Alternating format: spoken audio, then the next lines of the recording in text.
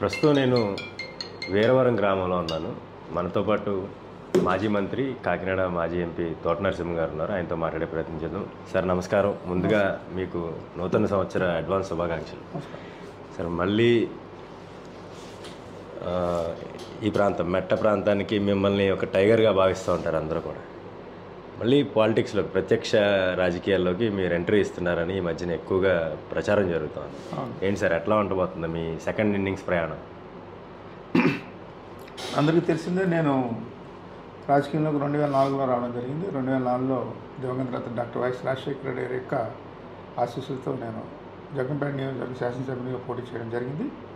అంత మునుపు వరకు కూడా మా సోదరులు శ్రీ తోట వెంకటాచలం గారు ఈ నియోజకవర్గాన్ని ప్రాతినిధ్యం శాసనసభ్యునిగా, జిల్లా కాంగ్రెస్ అధ్యక్షుడిగా రాజశేఖర రెడ్డి గారికి అత్యంత ఆప్తులుగా ఉండేవారు. ఆయన కొద్దిగా 2002లో మరణించిన తర్వాత జగ్గంపేట నియోజకవర్గ సంబంధించినటువంటి వెంకటచలం గారి యొక్క నాయకుడు, కార్యకర్తలందరూ కూడా నన్ను ఆహ్వానించడం జరిగింది. దాని పరంగానే 2004లో నేను ఎమ్మెల్యేగా పోటీ చేశాను. మరి నేను విజయం సాధించాను 2004లో. నేను చేసిన వెంటనే మళ్ళీ 2009 నెలలు 10 నెలల్లోనే జిల్లా కాంగ్రెస్ పార్టీ అధ్యక్ష పదవి నాకు ఇవ్వడం జరిగింది.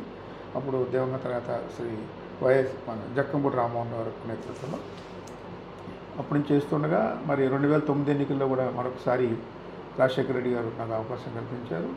తర్వాత నేను కూడా మరి రెండోసారి కూడా నెగ్గడం జరిగింది. తర్వాత రాష్ట్ర విభజన పరిణామంలో భాగంగా మరి నేను పార్టీ మారడం జరిగింది, తెలుగుదేశంలో వెళ్ళడం జరిగింది. తర్వాత అక్కడి నుంచి పార్లమెంట్ సభ్యునిగా పోటీ చేశాను కాకినాడకి. అక్కడ కూడా విజయం సాధించడం జరిగింది. పార్లమెంట్లో ప్రతిపక్ష నేతగా, ఫ్లోర్ లీడర్గా కూడా పనిచేయడం జరిగింది. తర్వాత 2019 ఎన్నికల ముందు వైఎస్ఆర్ కాంగ్రెస్ పార్టీలోకి మరి రావడం జరిగింది. మన దివంగత నేత రాజశేఖర రెడ్డి గారు కుమారుడు శ్రీ వైఎస్ జగన్మోహన్ రెడ్డి గారి యొక్క ఆహ్వానం మేరకు నేను వైఎస్ఆర్ కాంగ్రెస్ పార్టీలోకి రావడం జరిగింది. ఆ టైంలో నేను కొద్దిగా అనారోగ్యానికి అవడం జరిగింది. అయినా సరే మరి ఈ రాష్ట్ర ముఖ్యమంత్రి శ్రీ వైఎస్ జగన్మోహన్ రెడ్డి గారు నా మీద ఎంతో అభిమానంతో మన పార్టీలకు ఆహ్వానించి మరి అప్పట్లో నేను కొద్దిగా అనారోగ్యం అవ్వడం మూలంగా నేను నా సతీమణికి సీట్ ఇమ్మని కేటాయించమని అడగడం జరిగింది. ఆయన మీకు ఎవరికైనా ఇస్తానని చెప్తే మా సతీమణికి ఇమ్మని చెప్పడం జరిగింది. దానిలో భాగంగానే పెద్దాపురం నియోజకవర్గంలో జరిగింది. యాక్చువల్గా అయితే మాది జగ్గంపేట నియోజకవర్గ పరంగా మాకు ఉన్నటువంటిది. మరి 2 సార్లు నేను ఎమ్మెల్యేగా చేశాను, మా అన్నయ్య గారు కూడా చేసేవారు. అప్పటికే నేను వచ్చే టైంకి ఇప్పుడు సీటు కేటాయింపు జరిగింది జగ్గంపేట. సో దాని మీద మనం డిస్టర్బెన్స్ ఉండకూడదనే ఉద్దేశంతో సరే పెద్దాపురంనే మా పక్క నియోజకవర్గం కదా, నేను పార్లమెంట్ సభ్యునిగా చేసిన పరిచయాలు ఉన్నాయి అన్న ఉద్దేశంతో సరే తీసుకోవడం జరిగింది. అంటే బాగా తక్కువ కాలం ఎన్నికలకి నేను 20 రోజులే టైం. ఇప్పుడు ఆ నేపథ్యంలో మేము ఎలక్షన్ చేసుకోవడం, అక్కడ ఉన్నటువంటి వైఎస్ఆర్ కాంగ్రెస్ పార్టీ నాయకుల్ని, కార్యకర్తల్ని అందరినీ కూడా కలుపుకొని చేసుకుని వెళ్ళాం. కొద్దిగా గ్యాప్ వచ్చింది, కమ్యూనికేషన్ గ్యాప్, మనకి టైం షార్ట్ అవ్వడం. ఆ నేపథ్యంలోనే మనకి కొద్దిగా తక్కువ స్వల్ప ఆధిక్యతో సత్యమని వాడడం జరిగింది. అప్పటి నుంచి కూడా అదే పార్టీలో కొనసాగాం. 2019 నుంచి ఈ రోజు వరకు కూడా కొనసాగుతున్నాం.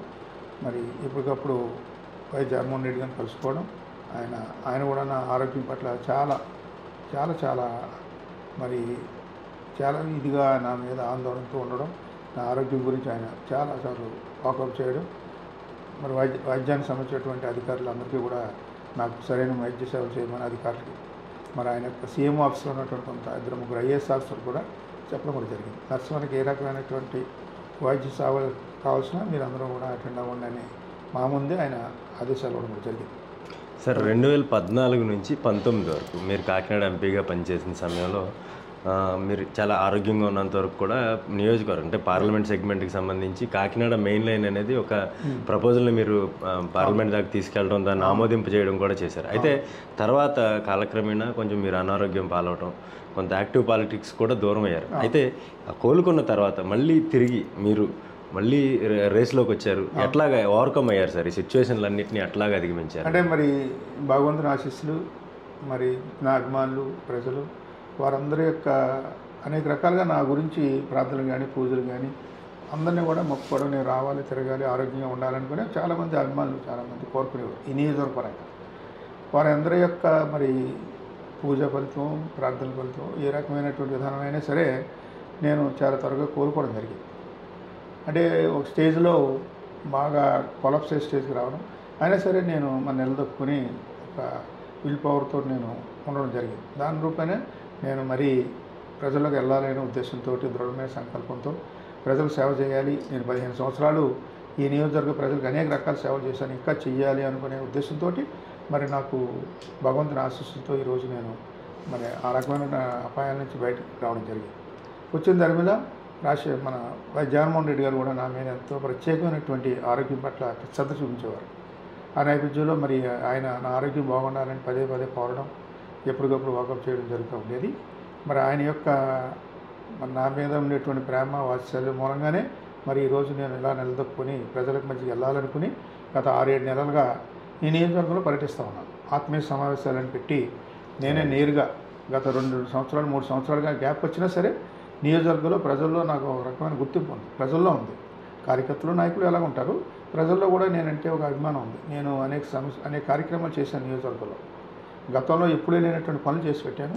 10 ఏళ్ళు ఎమ్మెల్యేగా చేశారు, మంత్రిగా చేశాను. 4 ఇయర్స్ ఎమ్మెల్యే పార్లమెంట్ సభ్యునిగా చేశాను. పార్లమెంట్ సభ్యునిగా నాకు కోట్లాది రూపాయలు వస్తాయి. జగ్గంపేట నియోజకవర్గంలోనే అనేక కోట్ల రూపాయలు నియోజకవర్గాల వారికి పెట్టాను. ఆ రకంగానే ప్రజల్లో కూడా నేనంటే ఒక రకమైన అభిమానం ఉంది ఈ నియోజకవర్గంలో. అది నేను స్పష్టంగా చెప్తాను, కావాలంటే ఎంక్వైరీ చేసుకోవచ్చు. ఆ రకంగా ఉన్న నేపథ్యంలో జగన్మోహన్ రెడ్డి గారు నా మీద ఎంతో అభిమానం చూపిస్తున్నటువంటి నేపథ్యంలోనే మరి ఎన్నికలు ఇంకో 3-4 నెలల టైం ఉంది. ఈ నేపథ్యంలో పార్టీల్లో మీకు సహజంగా మరి సీట్లు సర్దుబాట్లు అన్నీ జరుగుతాయి. ఆ నేపథ్యంలో ఇప్పుడు అధికారంలో ఉంది కాబట్టి వైఎస్ఆర్ కాంగ్రెస్ పార్టీ జగన్మోహన్ రెడ్డి గారి నేతృత్వంలో ఆయన మళ్ళీ నెగ్గాలి, మళ్ళీ ముఖ్యమంత్రి అవ్వాలనేటువంటి సంకల్పం ప్రతి ఒక్కరికి ఉంటుంది. ఆ రకంగా చేసే నేపథ్యంలోనే మరి ఈ సీట్లు కేటాయింపులు ఏ రకంగా ఉంది అన్న దాని మీద సర్వే చేయించారు. గత 6-7 నెలలుగా దాదాపు 2 సంవత్సరాలుగా సర్వేలు చేశారు. 6-7 సర్వేలు చేయించారు. చేయించిన సర్వేలు ఎలా చేస్తున్నారు ఏంటనేది మాకు ఎవరికి తెలియదు. బట్ వారు గ్రామాల్లో తిరగడం మీ అందరికీ తెలిసిందే. ఆ సర్వేల ఆధారంగా ఒక నిర్ణయం తీసుకురావడానికి పార్టీకి ఒక రకమైనటువంటి బూస్టప్ ఉంటుంది. ఆ రకంగా సర్వే చేస్తే ఈ జగ్గంపేట నియోజకవర్గంలో మరి ఇక్కడ రెండోసారి ముఖ్యమంత్రిగా అవ్వాలి, రెండోసారి ఎమ్మెల్యేగా నెగ్గాలంటే గెలుపొందేటువంటి వారిని చూసుకుంటారు ఎవరైనా సరే. ఫస్ట్ టైం అంటే జగన్మోహన్ రెడ్డి గారు యొక్క దాని మీద ఆ రకంగా ఎవరైనా నెగ్గారు. అలాగే రెండోసారి కూడా జగన్మోహన్ రెడ్డి గారి యొక్క విధానాల వల్ల సంక్షేమ కార్యక్రమాల పట్ల ప్రజలు ఆకర్షితులే ఉన్నారు. తప్పనిసరిగా నెగ్గే అవకాశాలు ఉన్నాయి ప్రతి ఒక్కరికి కూడా. కానీ అట్ ది సేమ్ టైం అక్కడ 5 సంవత్సరాలు పరిపాలించినటువంటి నాయకుడి యొక్క గుణగణాలు అవ్వచ్చు, లేకపోతే పనితీరు అవ్వచ్చు, ప్రజలు బేరీ చేసుకుంటారు. ఆ నేపథ్యంలోనే అక్కడ ప్లస్ అండ్ మైనస్ వస్తాయి. ఆ సర్వేల ఆధారంగా తీసుకుంటే ఏ సర్వే తీసుకున్నా సరే నా పేరు వెళ్ళిందని తెలుస్తుంది తర్వాత కూడా. అంటే మాకేం తెలీదు. బట్ ఇప్పుడున్న పరిస్థితిలో ప్రతి సర్వే అనుకూలంగా పరిస్థితి నాకు అనుకూలంగా తోట నరసింహ గారు తన నెగ్గుతారు ఇక్కడ అన్న ఇది వెళ్ళింది. జగన్మోహన్ రెడ్డి గారు చేసే సంక్షేమ ఫలాలు, సంక్షేమ కార్యక్రమాలు ఎలాగ ఉన్నాయి. At the same time candidates యొక్క విధానం కూడా ఉండాలి. కాబట్టి నా పేరు వెళ్ళడం మూలంగా జగన్మోహన్ రెడ్డి గారు కూడా ఇక ఎక్కడ ఆలోచించకుండా నన్ను జగ్గంపేట నియోజకవర్గానికి ఇన్ఛార్జ్గా ప్రకటించడానికి మరి ప్రతిపాదన తయారు చేసుకోవడం జరిగిందని తెలుస్తూ ఉంది.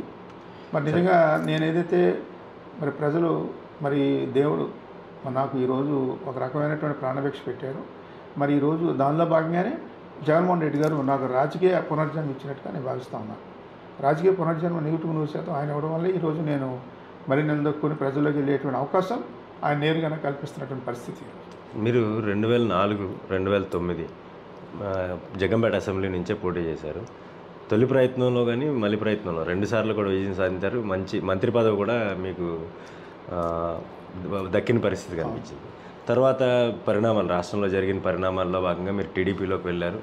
అక్కడ కూడా విజయం సాధించిన పరిస్థితి. అంటే మీ మీద ఉన్న రికార్డు గతంలో మీ మీద ఉన్న చెప్తే ఎప్పుడు కూడా పోటీ చేసిన సందర్భంలో ఎప్పుడు కూడా ఓటమి అనేది మీ దగ్గరికి కూడా చేరలేదు సార్.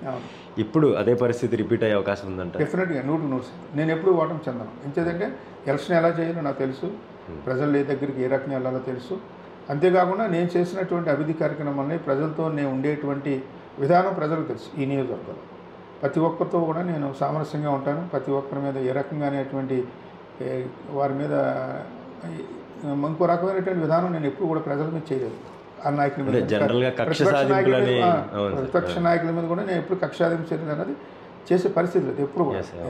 గత మంత్రిగా చేసినా, ఎమ్మెల్యేలుగా చేసినా, ఎంపీగా చేసినా కూడా మాకు సంబంధించినటువంటి ప్రతిపక్షంలో ఉన్నటువంటి నాయకుల మీద కానీ, కార్యకర్తల మీద కానీ కేసులు కానీ, కక్షాదింపు కానీ ఎప్పుడు చేసే అలవాటు నాకు లేదు. మా కార్యకర్తలు కూడా లేదు. నేను ముందే చెప్పాను, మనం అటువంటి కార్యక్రమం చేయకూడదు. ప్రజలకి ప్రభుత్వం చేసే కార్యక్రమాలను తీసుకెళ్ళాలి మనం. లేకపోతే ఈ కక్షలు సాధింపులు ఎన్ని పెట్టుకుని వెళ్ళామంటే దాని మీద దృష్టి పెట్టవలసి వస్తే మనం ప్రజలకు సేవ చేసే అవకాశం కోల్పోతాం, ఆ రకంగా ప్రజలకు దూరం అయిపోతాం అన్న ఉద్దేశంతో నేను ఎమ్మెల్యేగా అయినట్టునే చెప్పాను మా కార్యకర్తలు. వాళ్ళు కూడా ఎప్పుడు కూడా నేను వాడిని కేసులో పెట్టాలని, వాడిని ఇరికించాలని ఎప్పుడు కూడా మా నాయకులు కార్యకర్తలు కూడా చెప్పలేదు. నా నిర్ణయాలు కట్టుబడే ఉన్నారు. ఆ రకంగానే చేశాను పరిపాలన. అక్కడ ప్రోటోకాల్ ప్రకారం ప్రతిపక్ష వాళ్ళు ఉన్నా సరే వాళ్ళకి నేను గౌరవం ఇచ్చి వాళ్ళని ఆహ్వానించే కార్యక్రమం చేసేవాడిని. నేను ఏ మంత్రిగా ఉన్నా సరే, ఎమ్మెల్యేగా ఉన్నా. ఆ నేపథ్యంలో చేసుకెళ్ళాను కాబట్టి ప్రజల్లో నాకు ఒక రకమైన గుర్తింపు ఉంది ఈ నియోజకవర్గంలో. తప్పనిసరిగా ఎన్నిటి మూలంగా నేను మరొకసారి వైఎస్ జగన్మోహన్ రెడ్డి గారి నాయకత్వంలో వైఎస్ఆర్ కాంగ్రెస్ పార్టీ ఈరోజు ప్రజలు చేస్తున్నటువంటి అనేక రకాల సంక్షేమ ఫలాలు ప్రజలు అందుకుంటూ ఉన్నారు. గ్రామాల్లో ఇంటింటికి కూడా ఒక లబ్ధి అన్నది నిజంగా నిరుపేదలకు వెళ్తూ ఉంది. ఇవన్నీ కూడా మాకు ఓట్ బ్యాంక్గా ఉన్నటువంటి పరిస్థితి వైఎస్ఆర్ కాంగ్రెస్ పార్టీ. దరిమిల మాలాంటి వారు ఈరోజు ప్రజలు చేసే అవకాశం మాకు ఏదైతే ఉందో దానికి ప్రజల్లో ఒక రకమైన గుర్తింపు ఉన్నటువంటి పరిస్థితి. కాబట్టి ఇవన్నీ కలిసి తప్పనిసరిగా 2024లో కూడా మేము వైఎస్ఆర్ కాంగ్రెస్ పార్టీ జగ్గంపేట నియోజకవర్గంలో హ్యాట్రిక్ సాధించిపోతాం. రెండోసారి ముఖ్యమంత్రి జగన్ను మరోసారి ముఖ్యమంత్రిగా చూడాలని చెప్పేసి కూడా సర్వత్రా ఇదే వ్యక్తమవుతా ఉంది. అధికార పార్టీకి సంబంధించినటువంటి అభ్యర్థులు కావచ్చు, ఎవరైతే సిట్టింగ్ ఎమ్మెల్యేగా ఉన్న ప్రతి ఒక్కరు కూడా ఇదే కోరుకుంటూ ఉన్న పరిస్థితి. అయితే వై నాట్ 175 అన్న నినాదం ఏదైతే సీఎం జగన్మోహన్ రెడ్డి మొదలుపెట్టారో ఆ నినాదంలో భాగంగానే గెలుపు గుర్రాల్లో భాగంగా కొన్ని నియోజకవర్గాల్లో అయితే అభ్యర్థులను మార్చే పరిస్థితి స్పష్టంగా కనిపిస్తోంది. ఇప్పటికే కొన్ని సంకేతాలు అయితే ఇప్పటికే గ్రౌండ్ లెవెల్లో ఇచ్చిన పరిస్థితి ఉంది. అందులో భాగంగానే జగ్గంపేట నియోజకవర్గంలో తనకు అవకాశం వస్తే మాత్రం తప్పకుండా విజయం సాధించేందుకు మరోసారి జగన్మోహన్ రెడ్డిని సీఎంగా చూసేందుకు తన వంతు కృషి చేస్తాను, తన వంతు ప్రజల్లోకి వెళ్ళి పూర్తి స్థాయిలో గెలిచేందుకు కూడా అవకాశం ఉంటుందని చెప్పేసి కూడా తోట నరసింహ చెప్తా ఉన్నారు. జగ్గంపేట నియోజకవర్గం వీరవరం నుంచి నేను శ్రీధర్, ఐటమ్ న్యూస్.